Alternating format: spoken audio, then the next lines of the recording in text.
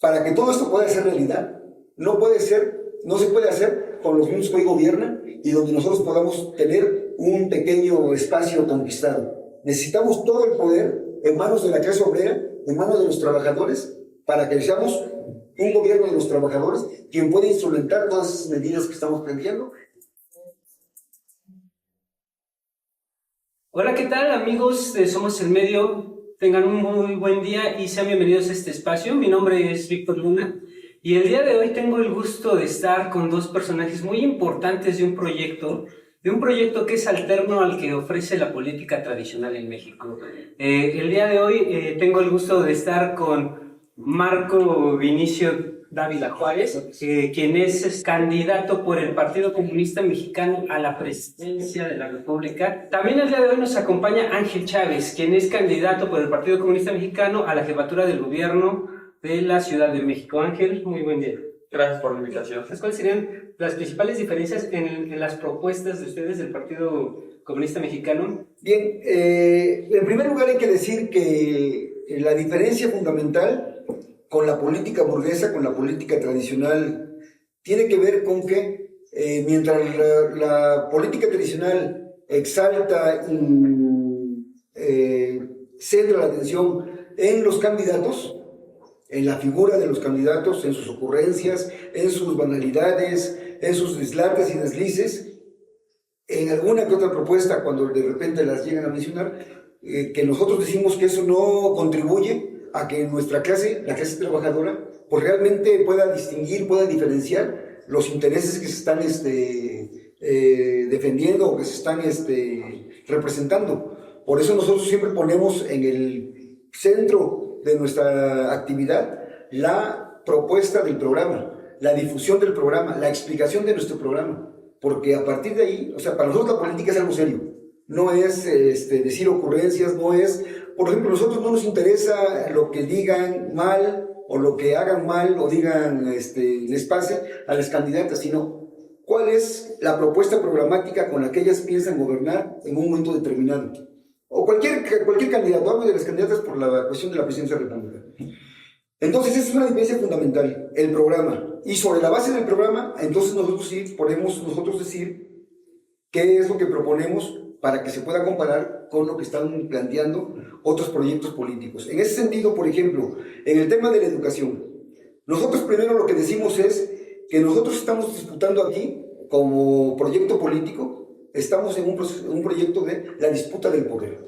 Hoy, actualmente, el poder lo detenta la clase social que se ha beneficiado durante todos estos años, estos últimos 36, para darle un periodo de tiempo a la plática, que se han beneficiado con el proceso de privatizaciones y a partir del proceso de privatizaciones, con toda la corrupción que ello implicó, con todo el despojo que ello implicó, pues hasta el momento actual que se siguen beneficiando en ese sexenio, lo que se supondría es un sexenio donde los pobres, donde los trabajadores se están beneficiando. En realidad quienes han doblado sus fortunas son aquellos que se hicieron de las empresas que fueron privatizadas con el inicio del sexenio de Carlos Salinas de Gortari.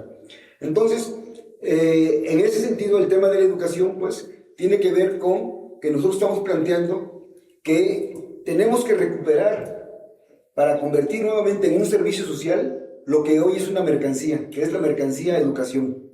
Hoy, con el proceso de privatización, no solamente con lo que se entrega, que son, pues, el tema de las escuelas particulares, el tema de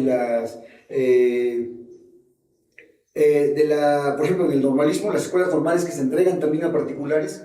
Sí, recuperar todo eso, nosotros decimos expropiarlo y socializarlo, integrarlo al sistema de salud, de educación pública, instalaciones y demás, lo cual significaría que más de 3 millones de alumnos que hoy son clientes de todo comercio de la educación mercancía, se integrarían al sistema de salud pública. Y los profesores, los académicos, los administrativos y trabajadores de intendencia y demás, se integrarían también al sistema de educación pública con reconocimiento de plenos derechos. Bien importante porque hoy un sector muy golpeado de los trabajadores es el sector de la educación privada. jóvenes sobre todo, universitarios, la gran mayoría con títulos y demás, que están encontrando trabajo ahí, pero sin ninguna prestación, sin ninguna posibilidad de hacer antigüedad, de prestaciones sociales. Entonces eso es una cuestión que nosotros estaríamos diciendo, lo integraríamos.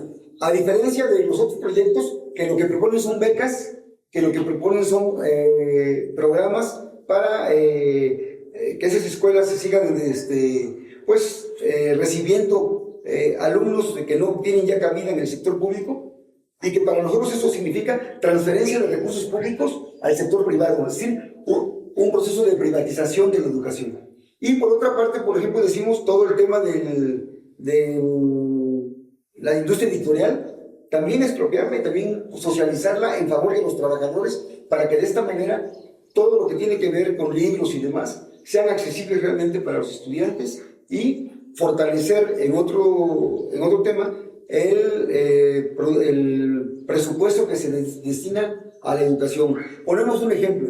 En el caso de las normales rurales, López Obrador se ufana de que no ha él, desde el gobierno federal, reprimido al normalismo rural. Eso lo hacen los gobernadores de Morena, que son los que hacen ese trabajo sucio. Pero López Obrador es el presidente que más ha reducido el presupuesto al normalismo rural. Y esa es una forma de reprimir, y eso es una forma de privatizar. O ponemos el ejemplo, por ejemplo, de las normales de Michoacán, donde ahora que Morena gobierna Michoacán, han abierto la repartición de plazas, que era una garantía o un derecho para las normales rurales y urbanas de Michoacán. Hoy se ha modificado la ley estatal, o se está proponiendo modificar la ley estatal, para que las normales privadas puedan también contender los egresados en la asignación de plazas que eran en otro tiempo exclusivas para los egresados de las normales rurales y normales urbanas públicas. Entonces, son mecanismos que siguen privatizando la educación. Y eso ahí están los hechos. Nosotros lo que planteamos es esto. En el caso de la salud, lo mismo. Hay más de 19,000 clínicas farmacias en el país, que son las que dan servicio a una buena parte de la población, y que nosotros decimos, todo eso tendremos que expropiarlo, socializarlo y convertirlas en unidades médicas familiares de primer nivel, para que los trabajadores tengan acceso a ellas. Estaríamos resolviendo más del 40% de la demanda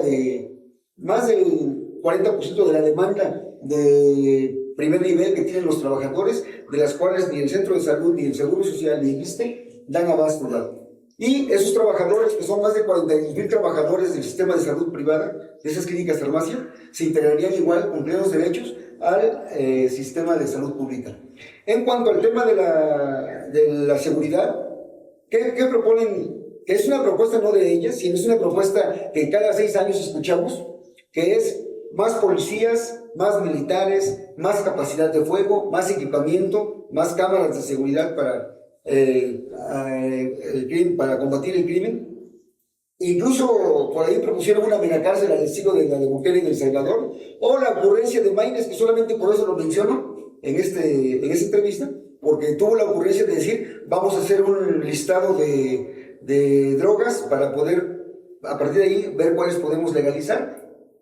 Todo eso ha fracasado como políticas públicas de los gobiernos anteriores, y no es nada nuevo. Entonces, que están proponiendo quienes ahora están desde el oficialismo haciendo sus planteamientos.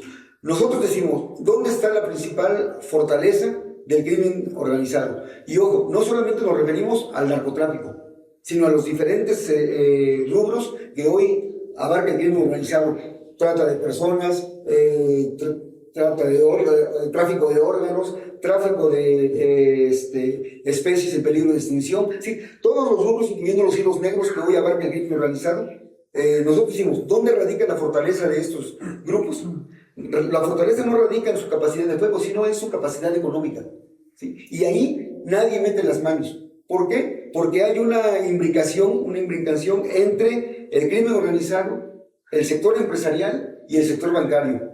Y, desde luego, el gobierno en sus diferentes niveles. Y hoy incluso podemos decir hasta en los partidos políticos. Entonces nosotros tenemos que nacionalizar el sistema nacional bancario para poder tener control sobre sus operaciones, y de esta manera poder realmente golpear las transacciones que tienen que ver con los grupos criminales. Actualmente hay bancos que prefieren pagar grandes multas por malas prácticas bancarias que ajustarse a un sistema que controle de una manera más rígida este proceso. Otro aspecto que estamos planteando para combatir el crimen organizado en su fortaleza económica tiene que ver con la cancelación del Tratado de Libre Comercio, del TEMEC, porque es a través de los diferentes mecanismos legales o las lagunas legales que tienen sus mecanismos que se importan precursores y reactivos para fabricar drogas, y a través de esos mecanismos también que se realiza el comercio. ¿Sí? Entonces nosotros tenemos que controlar también el comercio internacional para que de esta manera podamos tener realmente un control sobre los precursores que se importan y sobre la venta de drogas. Entonces, una vez controlando toda esta parte, podemos ahora sí disponernos a combatir frontalmente a los grupos criminales con la seguridad de que vamos a poder avanzar. Decía yo, todo este proceso que hoy lo menciono de manera muy general, está enmarcado en un proyecto que tiene que ver por la disputa del poder.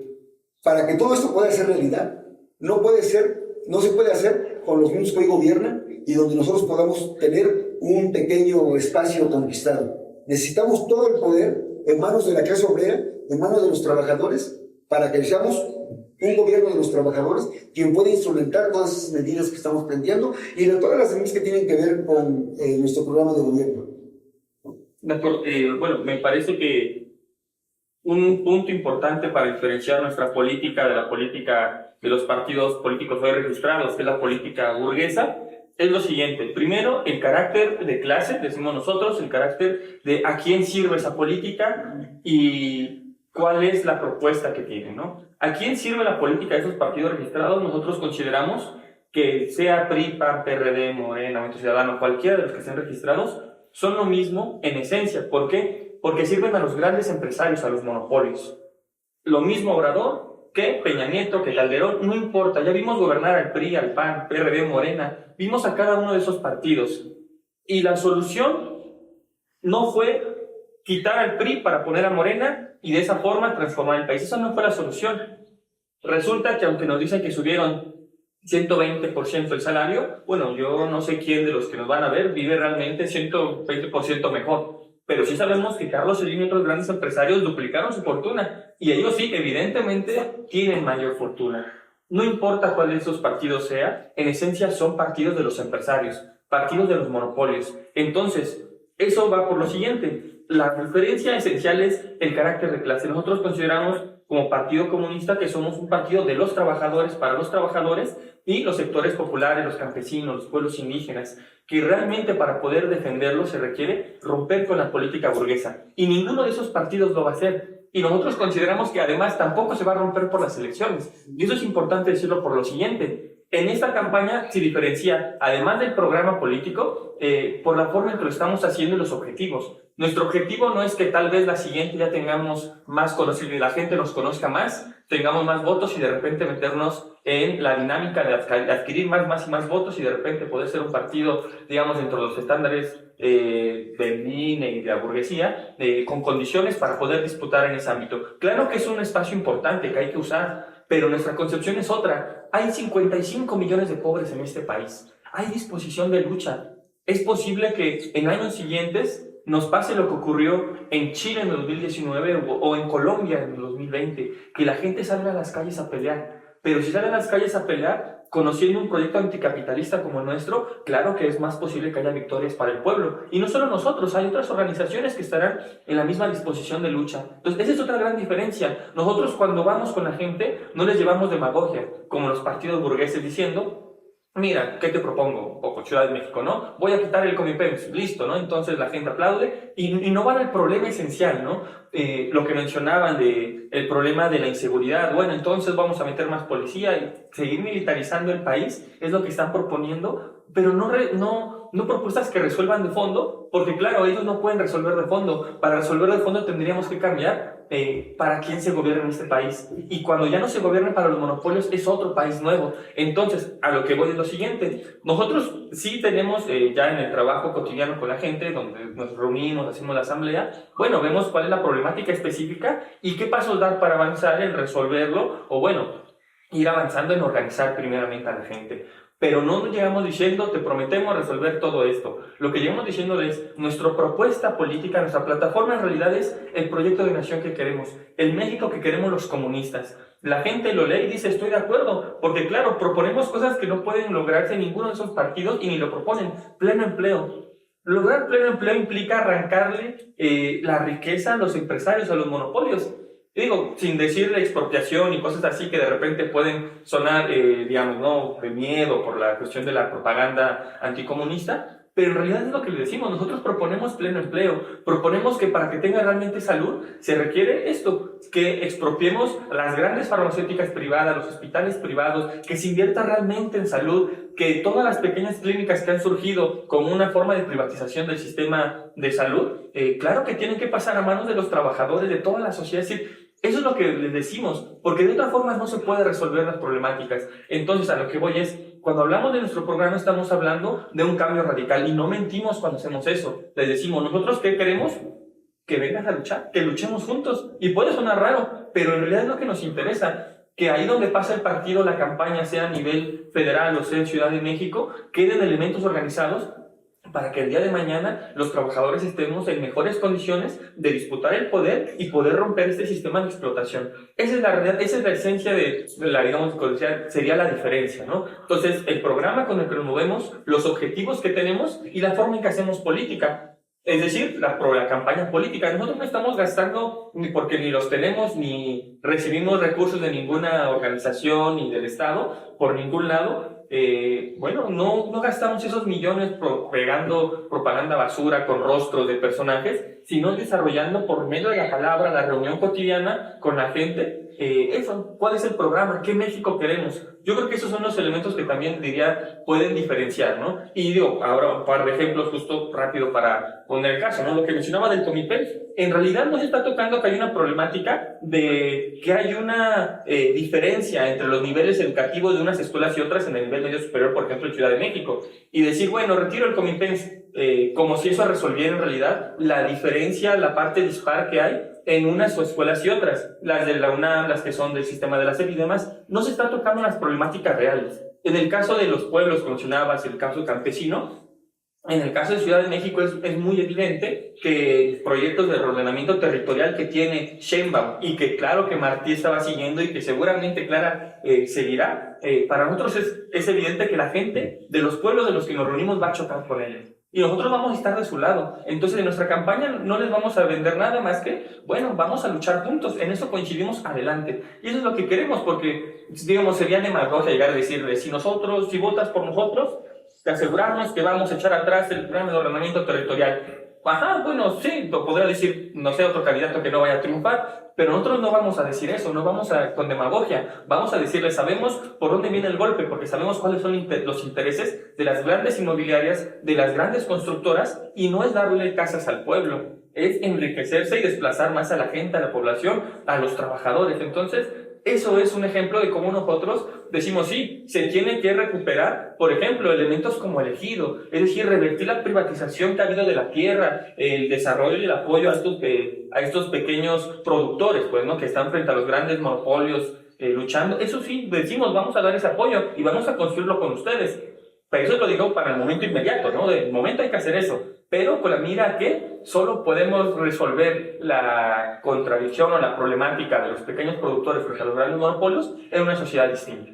Entonces es caminar con ellos hoy en la lucha, pero con miras a la plataforma política que nosotros levantamos, que es un México nuevo, totalmente. Ya solo para cerrar esta parte, hasta proponemos cambiar la cuestión de los poderes. No estamos pensando que eternamente existe un presidente como Reyesuelo que dicta las leyes 6 años, ¿no? Queremos hasta cambiar eso, poder ejecutivo, legislativo, judicial, los elementos de la propiedad y solo así resolver los grandes problemas nacionales.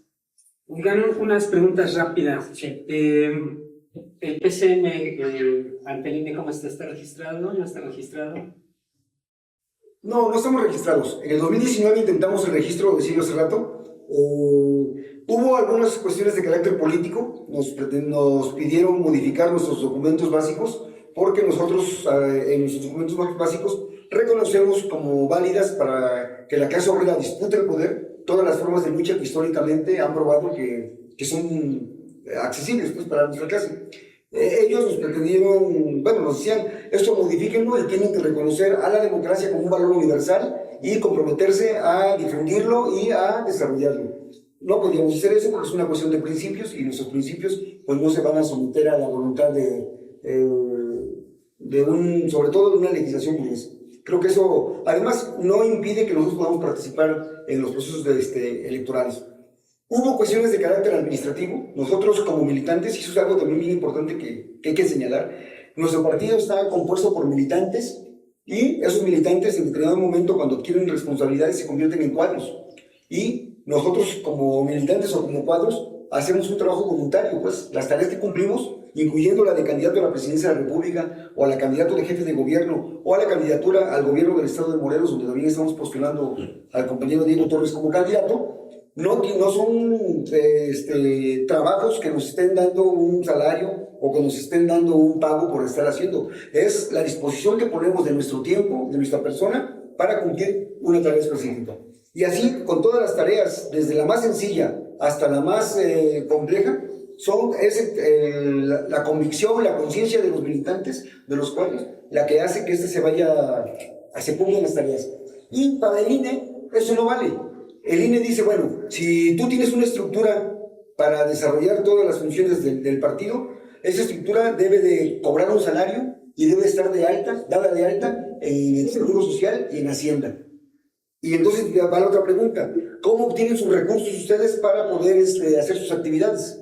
Para imprimir su periódico, para tener un mínimo de mobiliario, de estructura. Bueno, nosotros por estatuto tenemos que cotizar, ponemos una cuota y a partir de esa cuota se planifican todas las necesidades y las tareas que tiene el partido. El INE dice, bueno, si están cotizando, yo necesito la relación de todos los miembros que cotizan, dados de alta en el SAT, para poder reconocer si no son recursos de procedencia ilícita. O sea, una serie de situaciones realmente ridículas porque pues no son cantidades millonarias las que nosotros como trabajadores aportamos al partido. Es un porcentaje mínimo realmente de lo que son sus ingresos, los que estamos de acuerdo con nosotros mismos dando al partido. Y por otra parte, eso es en lo administrativo. Ahora, en lo que es, digamos, la parte fundamental es que la concepción del INE de lo que es un partido político es en realidad de una empresa, ¿sí? Donde hay un gerente, hay una burocracia que desarrolla las tareas, todos están dados de alta en el SAT, todos están dados de alta en el Seguro Social y para desarrollar sus actividades requieren los millones que el INE otorga. Pero para poder acceder a esos millones, tú tienes que gastar o, digamos, invertir en la constitución de esa empresa, partido político, pues también una cantidad que después vas a recuperar a partir de que el INE te asigne alguna prerrogativa. Entonces, ante esa situación, nosotros no contamos pues con los millones de pesos que se requieren para hacer 17 asambleas estatales o 200 asambleas distritales, que implica mover una cantidad enorme de gente que para eso se requiere una gran cantidad de dinero. Entonces, esos son cuestiones prohibitivas para un partido de los trabajadores, no solamente para el Partido Comunista. Hay esfuerzos organizativos de trabajadores que tienen esa misma problemática.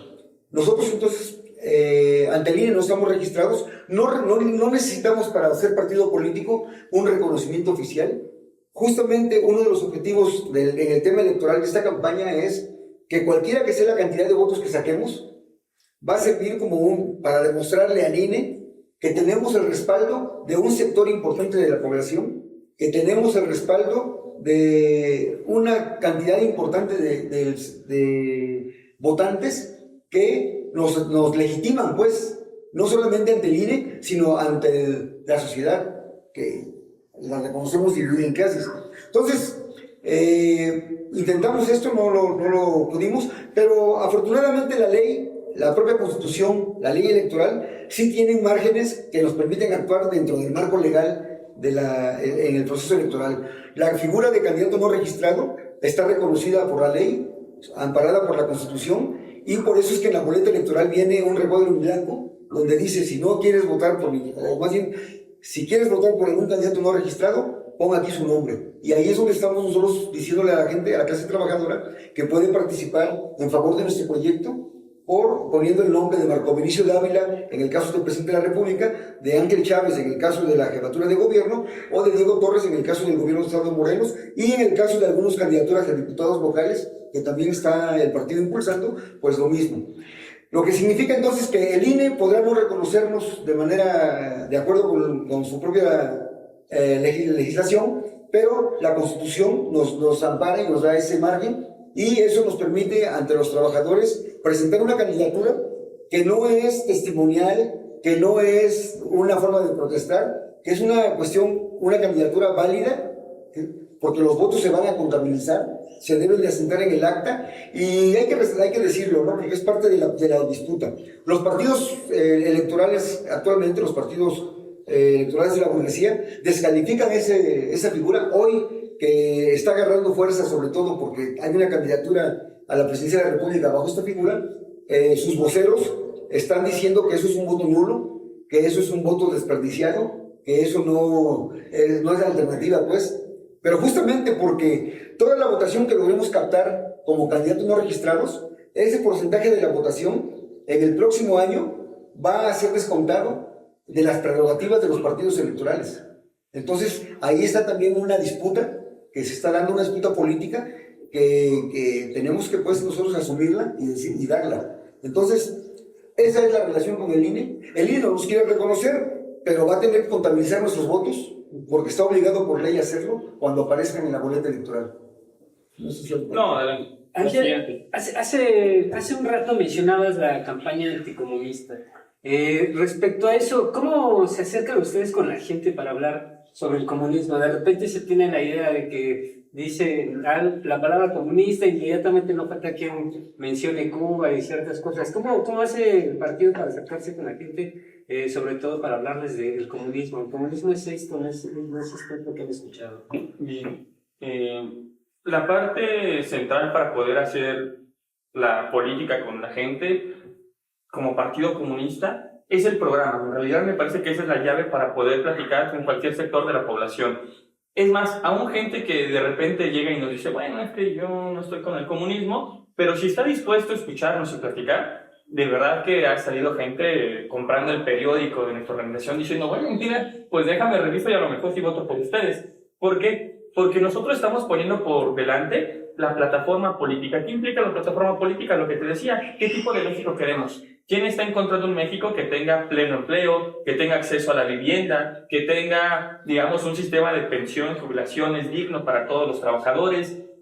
Nadie está en contra de eso, ¿no? De tener acceso a la salud, a la educación. Entonces, eso es lo inicial, decirles, este es el México que queremos. Bueno, sí, somos comunistas, pero eso es lo que queremos. Y además les demostramos en la plática que solo es posible arrancando la gran riqueza que tienen los monopolios para poder resolver las problemáticas. Entonces, esa es en realidad la forma que estamos haciendo, es decir, no vamos por delante con, digamos, ¿no?, la cuestión más ideológica, dura, de entonces la cuestión del capital y las teorías de la plusvalía, no. Claro que lo conocemos todo eso, ¿no? Y debatimos con todos los teóricos que se necesite, pero no es necesario. Con los trabajadores requerimos decirles eso, ¿qué México proponemos? Y si están de acuerdo, pues ellos mismos dicen, bueno, pues no me importa que diga que es comunista, yo voy con ustedes. Y es la forma que hemos encontrado y ha funcionado. De hecho, el partido, justo un poco platicábamos con el inicio, en el trabajo cotidiano que estamos haciendo, la gente termina diciendo, bueno, pues vamos a reunirnos. Esa es la forma que estamos haciendo, demostrando que el programa de los comunistas es el único que puede resolver los grandes problemas nacionales.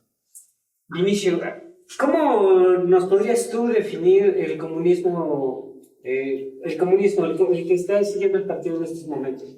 Bueno, hay que decir que, aunque sí es cierto, el Partido Comunista tiene una identidad, una filosofía, tiene unos principios, tiene un método de análisis de la realidad. Nuestro planteamiento de gobierno, nuestra propuesta para los trabajadores no es que se identifiquen con la ideología o que se identifiquen con la metodología que usamos para el análisis de la realidad. Nosotros en realidad lo que decimos es que lo que estamos proponiendo es un poder obrero, un poder de los trabajadores. Independientemente de la militancia o incluso la afiliación política o religiosa que sostengan. Un gobierno de los trabajadores es lo que estamos proponiendo, un poder obrero que tenga la decisión, eso sí, de socializar todo eso que estamos platicando, esta gran riqueza que hoy está en manos de unas pocas familias, para poder nosotros pues, llevar a cabo este programa. Entonces, más que decir un programa comunista, nosotros por eso decimos, nuestra consigna es México para las y los trabajadores. Y en realidad lo que planteamos desde nuestra propuesta como partido, que es cierto, el partido enarbola un programa, el partido lo presenta, pero en realidad no estamos diciendo el programa de los comunistas para formar un gobierno comunista. No, es el programa de los trabajadores que el partido ha desarrollado, digamos, una vanguardia de los trabajadores que está pensando qué hacer, cómo hacerlo, para que los trabajadores lo hagan suyo y lo puedan llevar a la práctica. Entonces, ese tema de ¿cómo es el comunismo? Bueno, es el poder de los trabajadores, sobre todo el poder obrero, ¿sí? En alianza con los sectores populares, con los campesinos, con los pueblos indígenas. Hoy nuestro programa reconoce a los pueblos indígenas como un actor importante y estamos ahí. Entonces, ese es un poco el tema de qué es un gobierno, la propuesta de los comunistas, pues un gobierno de los trabajadores ejerciendo el poder obrero. Así básicamente. Y aquí caben todos los trabajadores, independientemente de filiaciones, independientemente de situaciones. Desde luego, si un sector de los trabajadores en un momento dado, aún no identificándose con nuestro programa, decide apoyarlo, pues tienen cabida. Es hablar también, por ejemplo, de la cuestión del poder legislativo que nosotros estamos planteando. Una Asamblea Nacional que sean los representantes obreros, los representantes de los sectores populares, los que la integren, no los miembros del Partido Comunista. ¿Sí? No se trata de tener una Asamblea Nacional integrada por puro miembro del Partido Comunista, sino por legisladores salidos y emanados de los diferentes sectores de la economía, pero siendo trabajadores. Ok, Ángel, ¿dónde podemos encontrar más información del partido? El programa, más propuestas, ¿dónde los pueden encontrar? De acuerdo, el programa del partido, la plataforma electoral, pueden encontrarla en el machete.mx, que es nuestro periódico de forma digital, también circula impreso, ahí está en esa página, también estamos en redes sociales como el machete. El caso del partido también tiene una publicación donde desarrollamos nuestro programa. Sería, no sé. Sí, pues las redes sociales del Partido Comunista de México, estamos en X, estamos en Face, estamos en Instagram, estamos físicamente, y en el machete también. Entonces hay diferentes espacios, es cosa nada más de meterse a googlear, y hoy, sobre todo en este periodo, cualquiera que googlee Partido Comunista de México inmediatamente lo remite, sobre todo al programa de lucha.